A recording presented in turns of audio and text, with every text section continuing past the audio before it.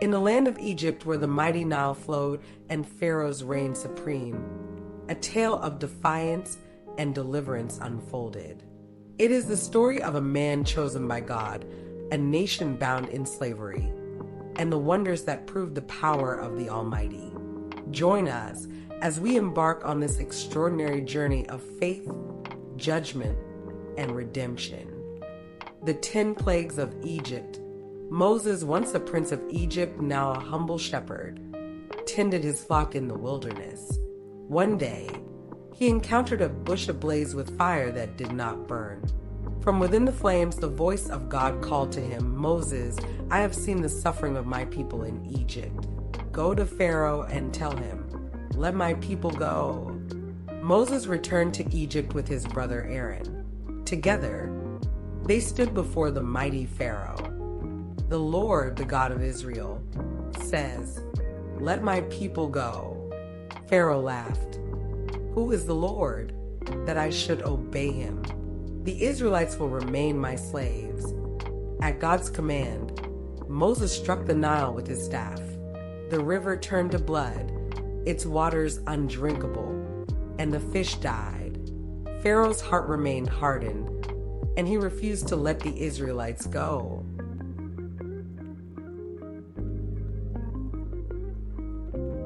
Then came the frogs. They swarmed into every house, every bed, and every pot. Pharaoh begged Moses to remove them, but once the frogs were gone, his heart hardened again. Aaron struck the dust of the ground, and it became gnats. They covered people and animals alike. Even Pharaoh's magicians said, "This is the finger of God." But Pharaoh would not listen. Swarming flies filled the land of Egypt, but in the region of Goshen, where the Israelites lived, there were none.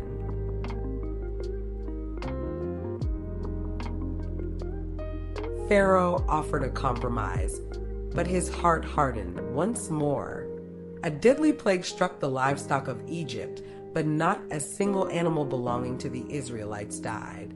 Still, Pharaoh's heart was unmoved. Painful boils broke out on the skin of every Egyptian, from the Pharaoh to the lowliest servant.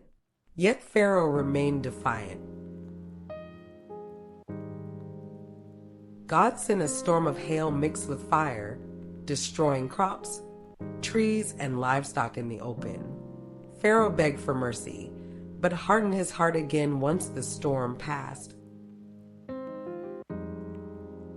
Locusts swarmed the land, devouring every green thing left after the hail. Pharaoh pleaded for relief, but reneged on his promise to let the Israelites go. Darkness covered Egypt for 3 days. It was so thick that no one could move, but the Israelites had light in their homes. Finally, God sent the last plague, the death of every Egyptian firstborn. But the Israelites, who marked their doors with lamb's blood, were spared. In his grief, Pharaoh let the Israelites go, and so the Israelites were free. They left Egypt with God's mighty hand guiding them. The story of the 10 plagues remains a testament to God's power and his love for his people.